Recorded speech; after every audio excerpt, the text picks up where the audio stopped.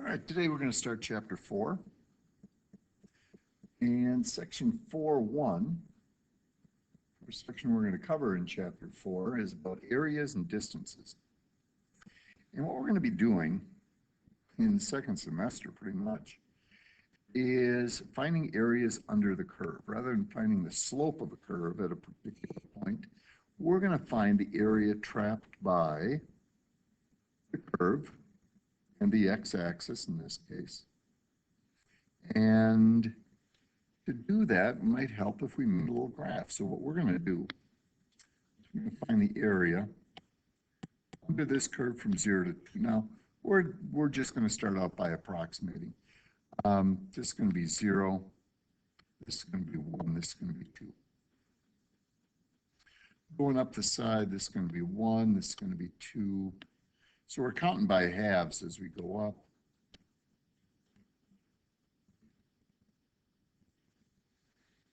So put your scale on there. And now let's draw the graph of this thing. At a value x is 0, when x is 0, we have a value of 1. When x is 1, we're going to have a value of 2. When x is 2, we're going to have a value of 5. So this is a parabola that opens upward. That shouldn't be a surprise. Now let's try to figure out, what is this area down here? What is this area that is trapped from x is 0 to x is 2? Well, you know what? I'm going to be pretty lazy here. And I know how to find the areas of rectangles. So what I'm going to do is I'm going to make one rectangle. This rectangle is going to be 2 units wide. And to get this upper estimate that I'm talking about up here, what I'm going to do is I'm going to use this width of 2, but to determine the height, I'm going to choose the highest point that I find.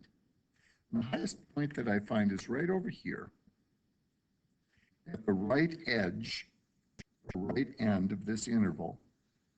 And so I'm going to say, because I'm lazy and I only want to make one rectangle, I'm going to say that this is 2 units wide, it is 5 units high, and I'm going to say that my upper estimate, the area is 10. Now I know it's less than that, but I'm going to say that's my upper estimate. Now for my lower estimate, again, I'm going to be really lazy. I'll use green here. I'm going to make one rectangle. It's going to go from 0 to 2. So again, it has a width of 2. But to choose the height, I'm going to choose the lowest y value that I have in this entire interval. In this case, it happens to be over here on the left edge or left end of this interval. And there the height is 1.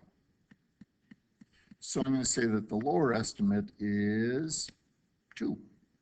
And I'm going to say that the area is somewhere between 2 and 10. Well, if you're looking at this and saying, well, that's pretty crazy because those are really lousy estimates, I think you're right. So let's do better than that. Let's do better than that. We can get a better estimate maybe if we made more rectangles. So I think I'd like to do that. And so, how about if instead of being so lazy, I'm only marginally lazy, and I make a couple of rectangles, okay? But they're going to be 1 unit wide. So this first rectangle is 1 unit wide. Again, the highest value that I'm going to find is over here on the right edge of that. So I'm going to say that my first rectangle, for my upper estimate, I'm going to say my first rectangle is 1 unit wide, and it's 2 units high. Now my second rectangle is going to go from 1 to 2. So again, it is 1 unit wide, and the highest value that I see is over here on the right end point. And so I'm 1 unit wide, I'm 5 units high, and if we add this together successfully, we're going to have an upper estimate of 7. Okay, well, Probably a little bit better. Now for the lower estimate, I'm going to again break this into two rectangles. First rectangle goes from 0 to 1, and the lower of the two endpoints here is over on the left. So I'm going to say this is a rectangle that is 1 unit wide, and it is 1 unit high. And over here on this end, rectangle, one that goes from 1 to 2, the lower of the two endpoints occurs over here on the left side. And there the height is 2. So I have a rectangle that is 1 unit wide and 2 units high. And if I add this together successfully, so by making a couple of rectangles instead of just one, I can now say that the area is between 3 and 7. Now that still isn't very good. It's better than what I had before. Now if I keep doing this and keep making more and more rectangles, I think I'm going to get a much better idea of what the area trapped by this red function and the x-axis actually is. So we want to make more rectangles. Well, in first semester, you guys had the areas 1 program put on your calculator. So we're going to use that areas 1 program right now. And so you are going to press the program button on your calculator. You're going to press areas, or you're going to go to areas 1 program. You're going to press enter. And then I think you have to press enter again. And when you do, your calculator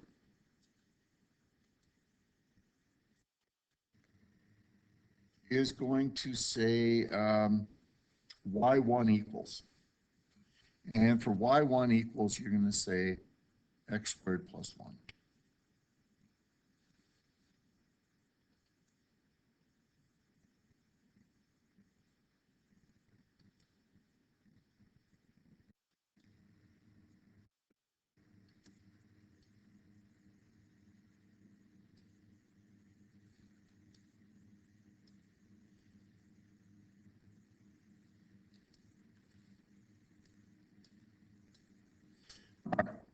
Then it's going to ask you, what kind of shapes do you want to make? Well, we'd like to make rectangles. So you have a choice between rectangles, trapezoids, and Simpsons. We'll talk about Simpsons eventually, but not today. So let's make rectangles today. And how many intervals would you like to make? Well, initially we'd like to make 10 rectangles. So let's put in 10 and press enter. And then it asks from. Well, remember, we want to go from 0 to 2, so we want to start at 0. And you press enter. And it says go to, and that is, we're going to go to 2. So we enter a 2 there. And then it's going to figure all of this out for us. And what we should get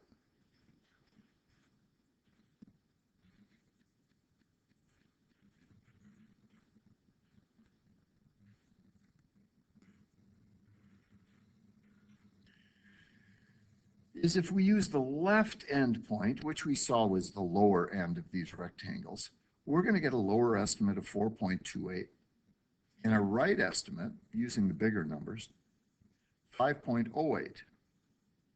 If we come back and take a look at this thing, we can see that, yes, if we use the right endpoint, as we go from 0 to 1, we use the right endpoint for our height, that's going to give us a rectangle that looks like this, and we got a bunch extra.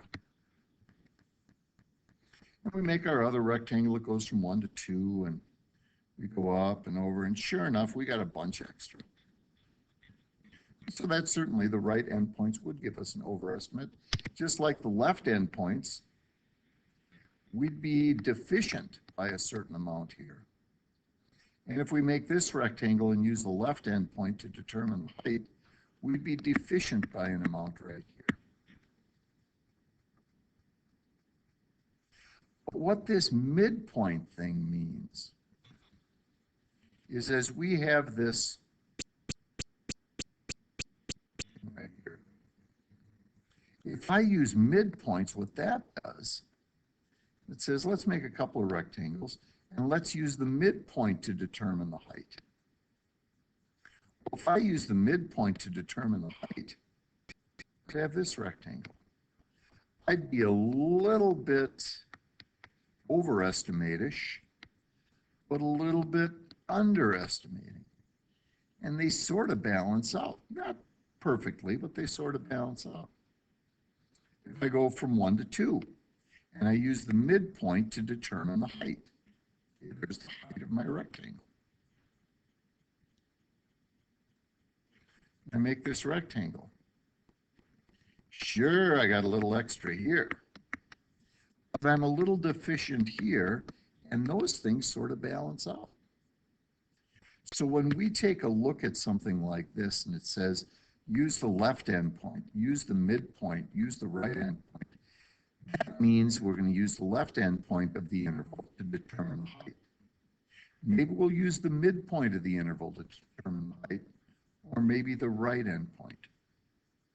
And I think we see that midpoint is going to give us a pretty good idea of what the actual area is going to be. Well, now we want to do this again, but we want to make 50 rectangles from 0 to 2. Well, manually, that would take a long time, but with our calculator, it's not too bad. We will now press enter, and it asks us if we'd like to use the same equation, and we'd say, yeah, we would, so press enter.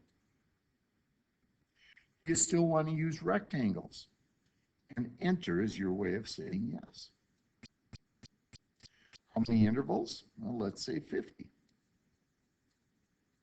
We're again going to go from 0, and we're going to again go to 2. When we do that, well, we get more accurate. I think the calculator gives us 4 decimal places here. 4.5872. 4. And I'm hoping that you're doing this on your calculator, so you know how to use that areas program. Well, look at the difference now between our lower and our upper estimate. The span between those numbers is getting smaller and smaller. So we're not between 2 and 10 anymore. We're really zeroing in on a good estimate for the actual area under the curve. And go ahead and do 100. Again, a little bit of practice is good. I think the numbers that we're going to get here, and you should double check my work.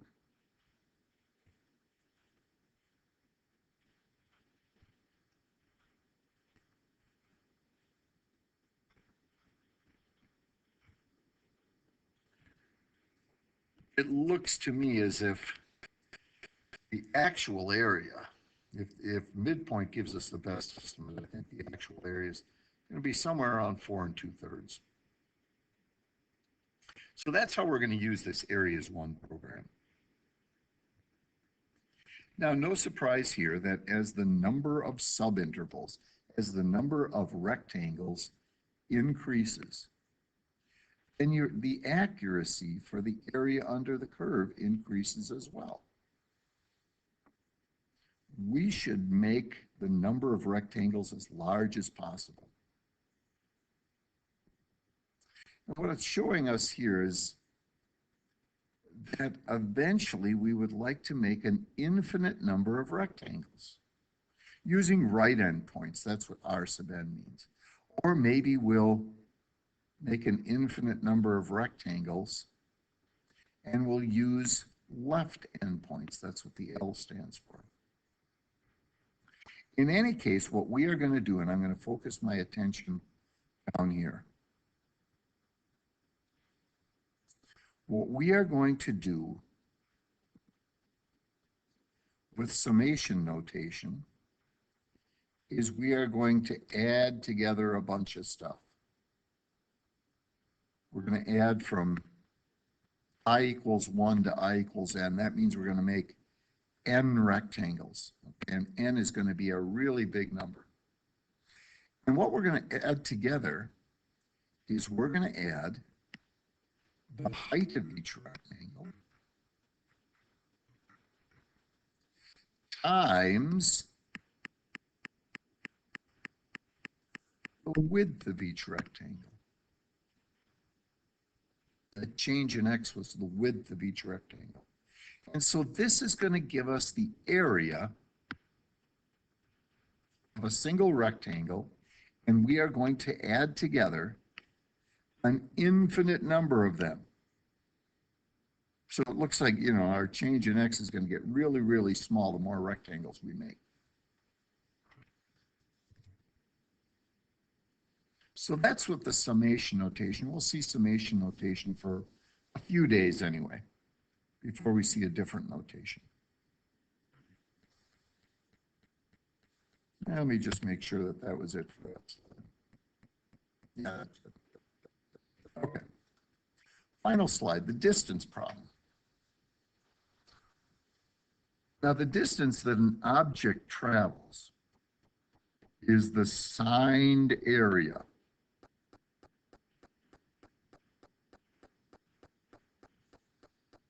under a velocity function curve. And you know what? The word distance is poorly placed here. It really is the displacement. Displacements can be positive or negative. Distances can only be positive. So if they're going to say that the area under a velocity function is going to give us a value, it's going to tell us the displacement, because that area might be considered positive or it might be considered negative. Now, positive areas are those areas that we find above the horizontal axis. And areas down below are considered negative. And so when it says they are the signed area, they may be positive, they may be negative, depending on where the velocity function is drawn. Now, if we have a constant velocity, and I'll make this the velocity and this will be time. Let's have a constant velocity. So the velocity stays the same the entire time.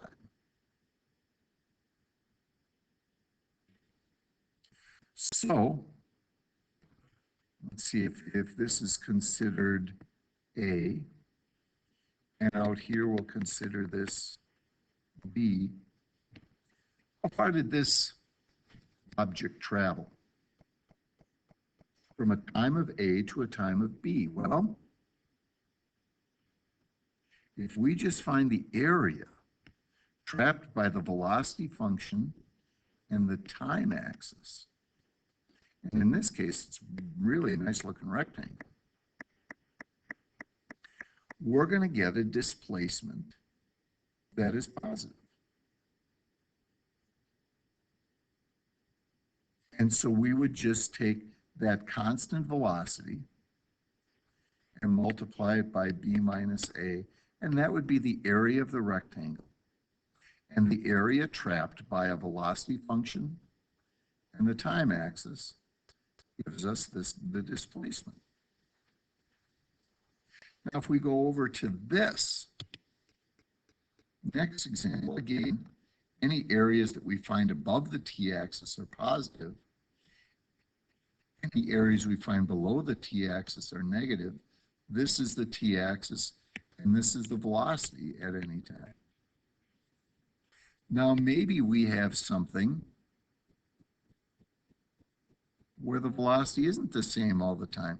The velocity starts negative and it becomes positive as we move from a time of A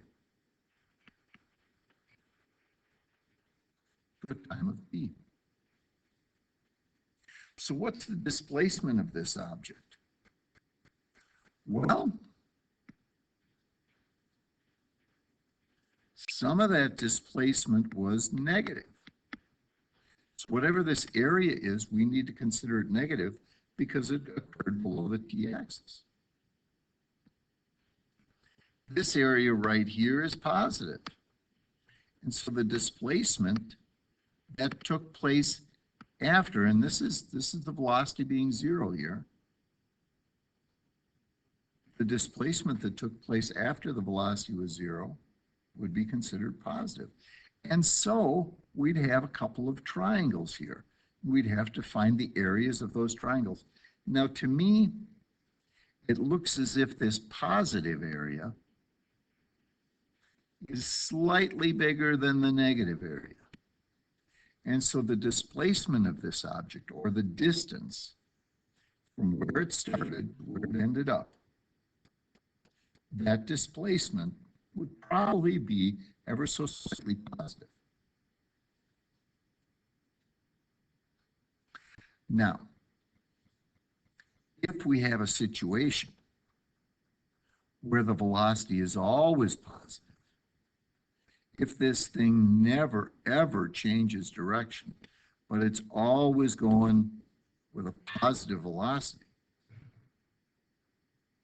well then displacement and distance are exactly the same. Here's a situation where we have that then. Suppose that the odometer of a car is broken. We're going to estimate how far we have driven over a 30-second time interval. We take speedometer readings, which are in feet per second, for example, every 5 seconds. Record them in the table. Okay. Well, let's use 5-second intervals, and let's use the left endpoint to determine the height. So here's our first rectangle. The first rectangle is 5 seconds in duration, and the velocity goes from 25 to 31. Well, if I take 5 seconds times, I'm going to use the left endpoint of this rectangle. I'm going to use 25 feet per second. So in the first 5 seconds, now seconds cancels with seconds, and I've got myself 125. That's only for 5 seconds. My next rectangle is going to go from 5 to 10. So I better add to this 5 times, and again, this is going to, the units are going to come out to be feet in each one of these rectangles. As I move from one velocity to another, if I have to use left endpoints, I better use 31. Plus, next rectangle is 5 seconds. The left endpoint of that interval is 35. Plus, we've got ourselves 5 seconds. And the left endpoint has a velocity, 40 feet. Plus, we've got 5 seconds. We've got a left endpoint that's going to determine the height. That's 47. And finally, we've got 5 seconds times the left endpoint is 46.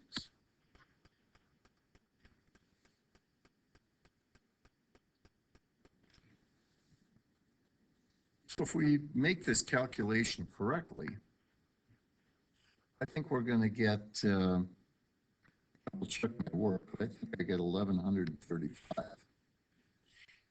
And we saw how the units are going to come out to be feet.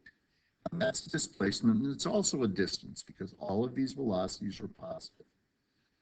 And so we're 135 feet from where we started. And that is our displacement because it's how far we've moved, how far we are from where we started. It's also the distance because we never ever change direction. The velocities are always positive. Now, if I'm going to use right endpoints, I'm going to do the same stuff.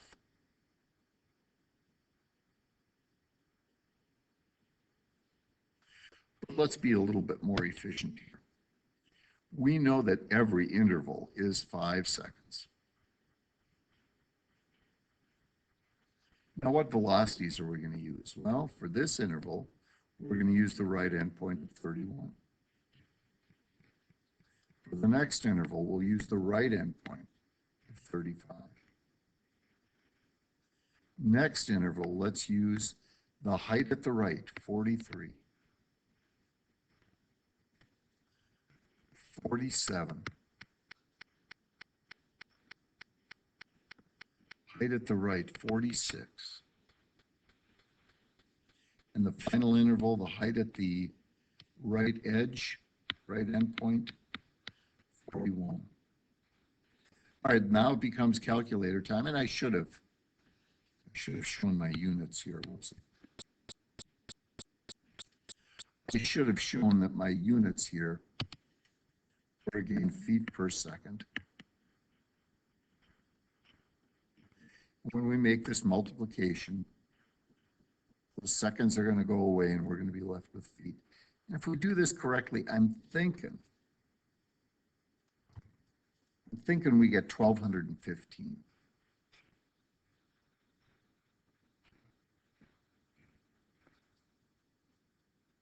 All right. Now, one other point that I'd like to make. The final point that I want to make is this. I didn't ask you to, I asked you to do left endpoints and right endpoints, but I didn't ask you to do midpoints. Now, if we were going to do midpoints,